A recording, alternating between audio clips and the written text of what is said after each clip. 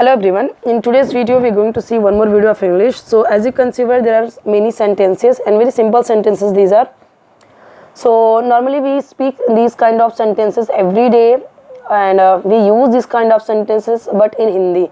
So like how can we speak in English? So these sentences, okay. So here given, it's very easy. Normally when we give any order to anyone और we give command like हम बोलते हैं ये कर दो वो कर दो, then that time we feel like कैसे पहले सब्जेक्ट रखिए क्या वर्ब रखिए. अब यहाँ पे आप क्या देख रहे हो, जब हम किसी को कुछ like when we are giving command और when we are giving order to anyone, then we are using verb first. Cut, clean, check, wash, fold, ये तो पहले वर्ब आ गया. Normally when we make sentences we use subject first, then helping verb, then object, right. पहले हम कर्ता add करते हैं, फिर सहायक क्रिया, फिर कर्म. But here we can see here verbs given directly without any subject, without any helping verb, given verbs directly. So जैसे अभी मैंने बोला cut and clean your nails. Normally कोई बच्चा है, मैंने देखे कि उसके नेल्स बहुत गंदे हैं, बहुत बड़े हुए हैं, तो मैंने क्या बोला, कट योर नेल्स. अब यहाँ पे मैंने बोला cut and clean your nails, यानी कि कट यानी काटो या काटें और साफ करें या स्वच्छ रखें. योर नेल्स, अपने नेल्स यानी नाखूनों को. अब ऐसे सेंटेंसेस बोलते time no many times we face difficulties to make frame sentences, but see how it's given very easily, right. Clean your bag and pencil box. अब ऐसे दो चार सेंटेंसेस दिए गए हैं. Now you can make many more sentences based on these sentences, right. Clean your bag, सीधी सी बात है, बोला उसने क्लीन योर बैग, साफ करो या साफ रखें. योर यानी अपने, bag and pencil box. Okay, अब जहाँ जहाँ पे योर है, यहाँ पे अपने के लिए मैं क्यों बोल रही हूँ, यहाँ पे मैंने बोला अपने, यहाँ पे भी अपने, क्योंकि मैं सामने वाले पर्सन की बात कर रही हूँ और वो सामने वाला पर्सन यू है. वो सामने वाला पर्सन क्या है, यू. और अपने के लिए यू के साथ में क्या यूज करते हैं, योर. ओके, तो ये मैंने भी आपको हर वीडियो में बताया, लास्ट वीडियो में बताया है कि सब्जेक्ट के साथ कैसे पॉजेसिव प्रोनाउन चेंज होता है according to subject. I have explained many videos, in many videos I have explained. Now your third sentence is check your hair for lice. Check your hair यानी check करो.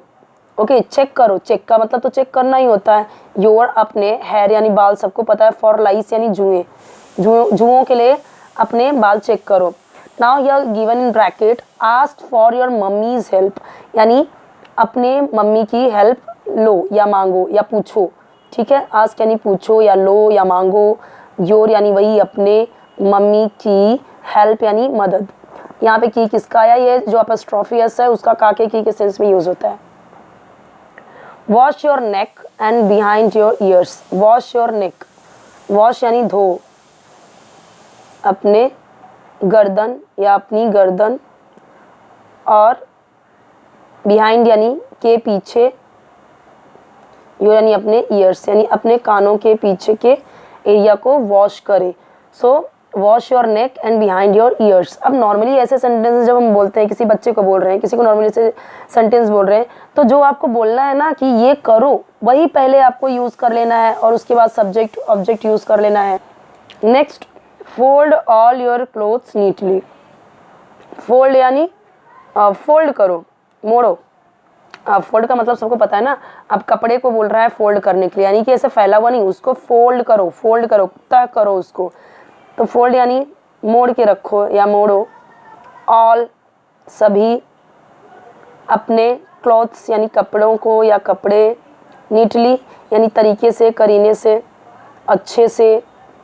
Neatly आप कुछ भी बोल सकते हैं. उसके बाद यहाँ पे क्या है, वापस यहाँ पे देखिए लर्न दिस पोएम. वापस से वही, पहले क्या आ गया, वर्ब आ गया. मान लीजिए मुझे बोलना होगा कि पोएम लर्न करें, तो लर्न दिस पोएम. लर्न यानी याद करो. लर्न का मतलब होता है याद करना, लेकिन जब हम ऐसे स्टार्टिंग में रख देते हैं तो कोई कमांड दे रहे हैं, याद करें, याद करो। दिस यानी यह, पोएम यानी कविता। कौन से कविता की बात कर रहे हैं? अच्छा, एक सेंटेंस और यहाँ पे, do these things today. Do यानी करो। डू का आपने देखा होगा हेल्पिंग वर्ब के भी फॉर्म में यूज होता है, लेकिन जब स्टार्टिंग में से, जैसे I can do this thing, मैं यह काम कर सकती हूँ, तो डू का मतलब करना भी होता है। थिंग्स यानी चीज़ें, टुडे यानी आज, आज ये इन चीज़ों को करें या आज ये चीज़ें करें। Now you are given one poem, bits of paper lying on the floor makes the place untidy, pick them up।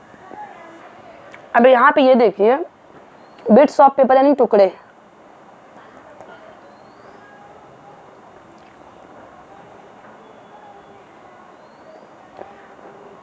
on the floor यानी फर्श,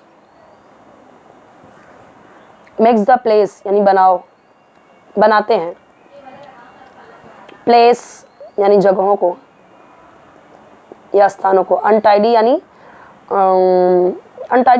गंदा, अस्त व्यस्त। अब टाइडी का मतलब क्या होता है? अच्छा, साफ सुथरा, नीट क्लीन। अब अनटाइडी हो गया तो अपोजिट हो गया टाइडी का, यानी गंदा, अस्त व्यस्त, बिखरा हुआ। एक सेंटेंस और है, पिक देम अप, उन्हें उठाओ। पिक यानी उठाओ, देम यानी उन्हें। ओके, पिकअप का मतलब होता है उठाना। नॉर्मली जब मैं बोलती हूँ कि पेंसिल उठाओ, पिकअप या पेंसिल, तो पिकअप साथ में बोला, लेकिन यहाँ पे उसने क्या बोला कि उन्हें उठाओ, तो पिक देम अप। ऐसा नहीं pick up them, pick them up, ठीक है, उन्हें उठाओ। अब ये सेंटेंस तो रिपीटेड है ना, ये इसका रिपीटेड है, ये इसका, तो मैं एक एक लाइन ही बता रही हूँ। वो तो पोएम है, पोएम में एक पोएटिक फॉर्म लाने के लिए इस तरीके से यूज होता है। बिट्स ऑफ पेपर, पेपर के टुकड़े, लाइंग ऑन द फ्लोर, फर्श पे पड़े हुए हैं, मेक्स द प्लेस अनटाइडी, जगह को यानी स्थान को अनटाइडी बना रहे हैं, पिक देम अप, उन्हें उठा लो। Always keep yourself and your surrounding neat and clean, यानी ऑलवेज यानी हमेशा, कीप यानी रखो, हमेशा। अब हर जगह देख रहे हैं आप, पहले वर्ब आ रहा है, हर जगह पहले वर्ब आ रहा है, ठीक है। ये सब क्या है? ऑर्डर दे रहा है, कमांड दे रहा है कि ऐसा करो। ऑलवेज कीप योर सेल्फ, खुद को और अपने सराउंडिंग यानी चारों ओर या अपने आसपास, नीट यानी साफ सुथरा, साफ और स्वच्छ। Always keep yourself and your surroundings NEET and clean, हमेशा अपने आसपास, हमेशा खुद को और अपने आसपास नीट एंड क्लीन रखें, साफ सुथरा रखें। ओके, अब यहाँ पे कुछ और दिया गया है जो ध्यान देखिए। Colour the balloons having bad habits in red, bad habits को रेड में करना है, and the good habits in the green colour, good habits को ग्रीन में करना है। ओके, अब यहाँ पे कई सारी हैबिट्स दी गई हैं जो बहुत इंपॉर्टेंट है, ठीक है। जैसे leaking your fingers after eating food, leaking यानी चाटना, योर फिंगर्स उंगलियों को, आफ्टर यानी के बाद, ईटिंग फूड खाने के बाद, यानी खाना खाने के बाद, यानी आफ्टर ईटिंग फूड फिंगर्स को लीक करना, ये क्या है? बैड हैबिट्स है। Flushing the toilet after use, तो ये क्या अच्छी आदत है।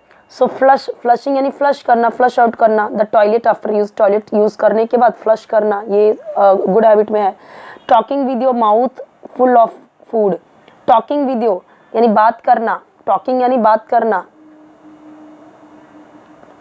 विद योर माउथ, माउथ कैसे? फूड से फुल है, खाने से भरा हुआ है और आप बात कर रहे हो, दिस इज बैड हैबिट।